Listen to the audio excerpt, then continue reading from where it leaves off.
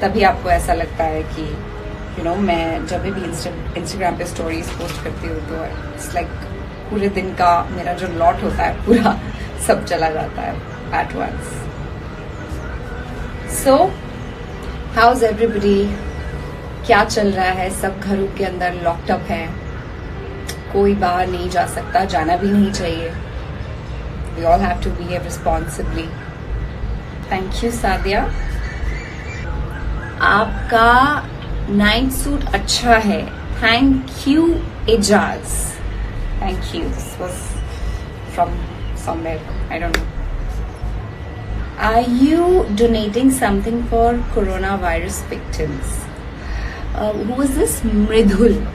मृदुल जी, हम सब अपनी अपनी तरफ से लीविंग असाइड जो हमारी हाउस हेल्प है और जो हमारे यहाँ काम करते हैं, वर्कर्स, ड्राइवर्स, बॉयज, जो भी लोग हैं, of course they are on kind of a paid leave because और कोई ऑप्शन नहीं है। वो काम करना चाहते हैं पर हम नहीं बुला रहे हैं for obvious reasons. Other than that also a lot of people are doing a lot of stuff and so am I. क्या है ना कि आपके सबसे पहले if you know about this, charity begins at home. तो मेरे आसपास मुझे इतने सारे लोग, इतनी सारी फैमिलीज जिनके बच्चे हैं, जिन्हें रेंट पे करना है और जिन्हें काफी चीजें करनी है, उनके घर में राशन नहीं है, तो पहले आप वहां सबको जितना चाहिए वो आप प्रोवाइड कराएं, उसके बाद फिर बाकी हेल्प की बात है। और जो लोग कर सकते हैं, very good. Not that I can't do, at least जितना मैं अफोर्ड कर सकती हूँ, of course I can do, everybody can. उसी का इस्तेमाल किया है, स्पेशली रिलेशनशिप्स।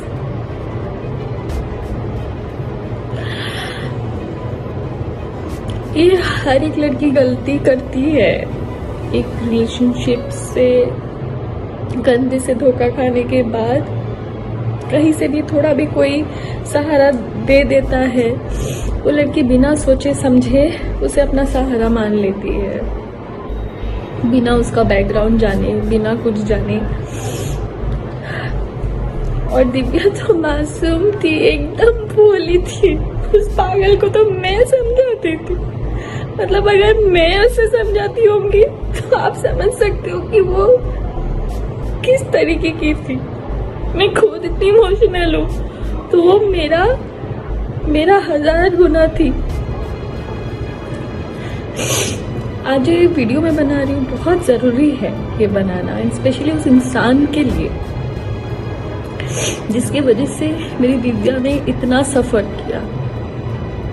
आई नो कि आज दिव्या के साथ जो भी हुआ, दिव्या हमारे बीच में नहीं है, it is because of Covid. But जो मेंटल स्ट्रेस, जो फिजिकल अब्यूज उसके साथ हुआ है, कोई भी इंसान अगर उस फेज से गुजरता तो छोटी सी एक बीमारी से भी लड़ने की उस इंसान के पास ताकत नहीं होती है। तो फिर भी कोविड था।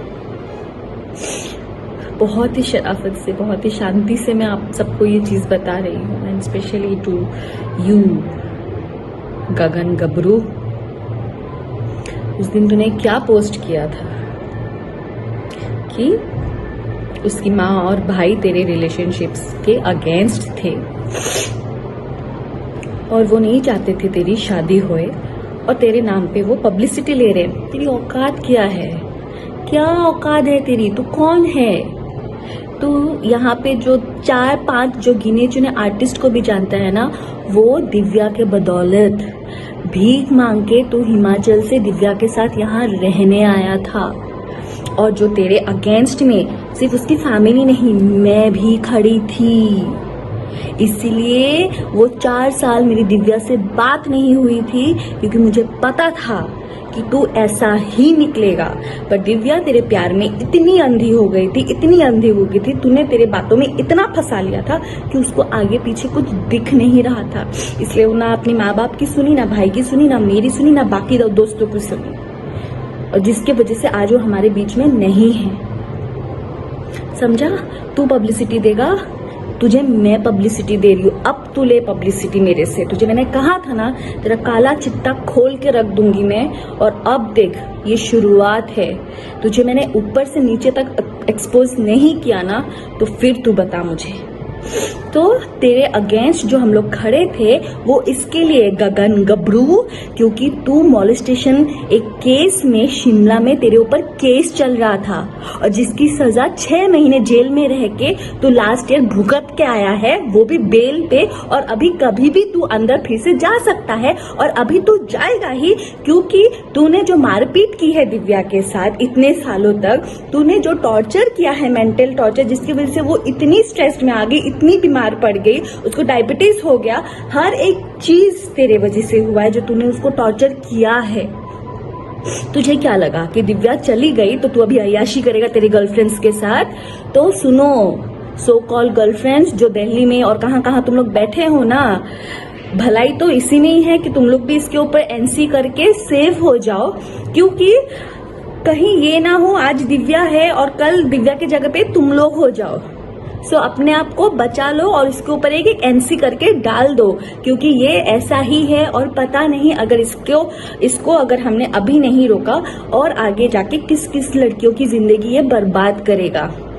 सो and this is to all the industry people, जितने भी आर्टिस्ट है, जितने भी इस आदमी के साथ जुड़े हुए हैं, प्लीज इसका बैकग्राउंड चेक कीजिए। हिमाचल शिमला पुलिस स्टेशन में जहां से भी ये है, वहां का पुलिस स्टेशन, वहां के जेल का पता कीजिए इसका अच्छे से। इनफैक्ट इसका ओशीवारा पुलिस स्टेशन में भी दिव्या ने एनसी करवा के रखा है। करवा चौथ के दिन ये आया था और उस दिन भी मारपीट करके गया है उसके साथ। और एक तो शादी के बाद से ही वो दिव्या को रोज मार रहा है, उसकी ज्वेलरी भी चुरा के ले गया है।